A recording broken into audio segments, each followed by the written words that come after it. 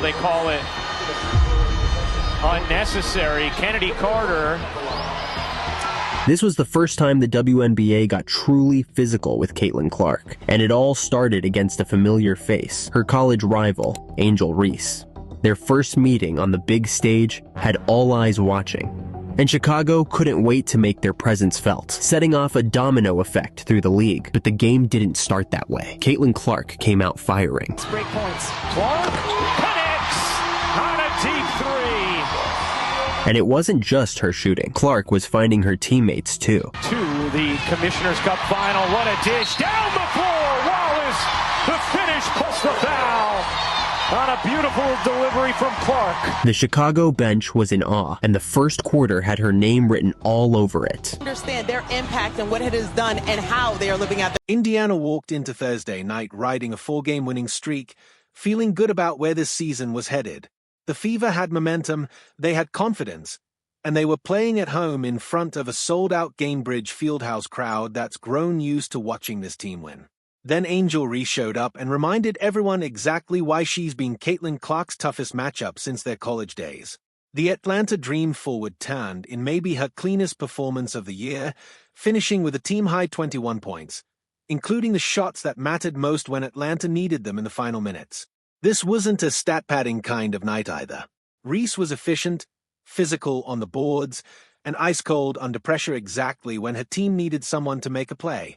And when it was over, it was Reese walking out of Indiana's building with the win, not Clark.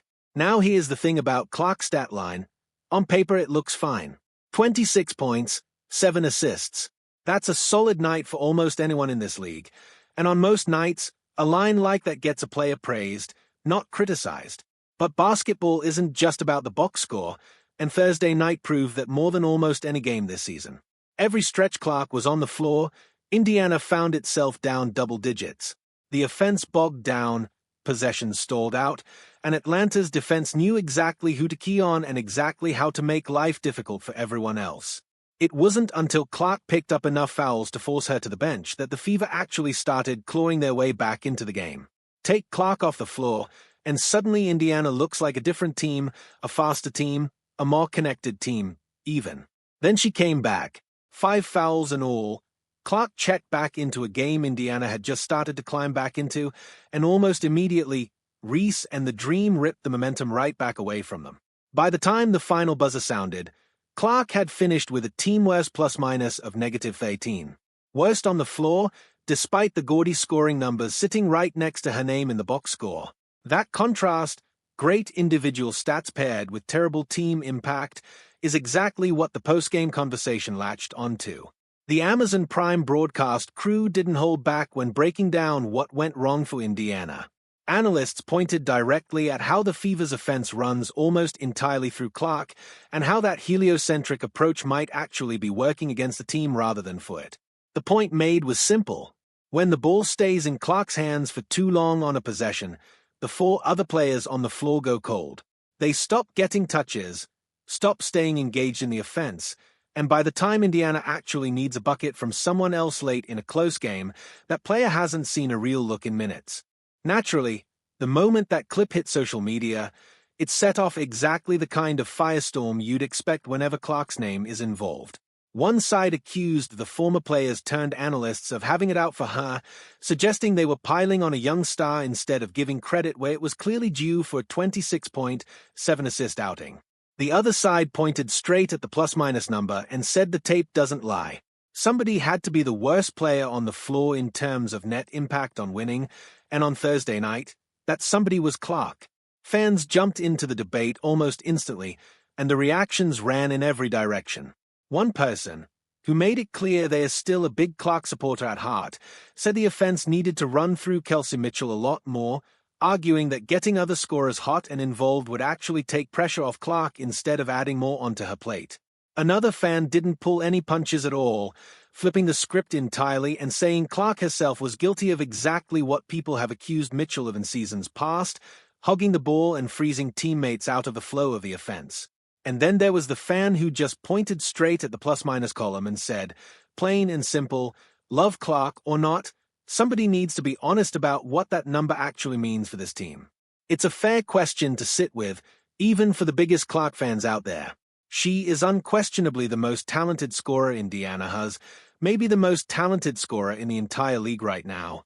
But talent alone doesn't always translate into winning basketball, especially when the system built around that talent doesn't create real opportunities for everyone else on the floor. Reese, on the other hand, looked like a player who understands exactly how to win within a team structure built for more than one star.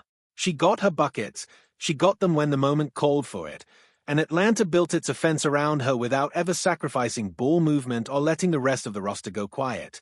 This isn't the first time these two have been compared, and it certainly won't be the last. Clark and Reese have been linked since their college days, back when their head-to-head battles were appointment viewing for an entirely different reason and an entirely different stage. Now they are doing it again at the professional level, except this time the stakes are wins and losses instead of brackets and championship banners. And right now, in this particular chapter of their ongoing rivalry, Reese is the one walking away with the better story to tell and the bragging rights that come with it. The good news for Indiana is that the season is still young enough to make real adjustments before it's too late. There's plenty of time left on the calendar to figure out how to balance Clark's individual brilliance with the kind of ball movement that actually wins basketball games at the highest level. Whether that means getting Mitchell more involved in the flow of the offense, trusting the role players more in crunch time situations, or simply asking Clark to slow down and read the defense before attacking on every single possession, something has to change if Indiana genuinely wants to turn these frustrating close losses into signature wins. Because right now, the Fever have a superstar who can fill up a stat sheet on any given night, but Thursday's loss was a reminder that filling up a stat sheet and actually winning the basketball game aren't always the same thing. The next time Indiana faces a team like Atlanta, with a player like Reese on the other side ready to capitalize, they're going to need more than just 26 and 7 out of Clark to walk away with a win.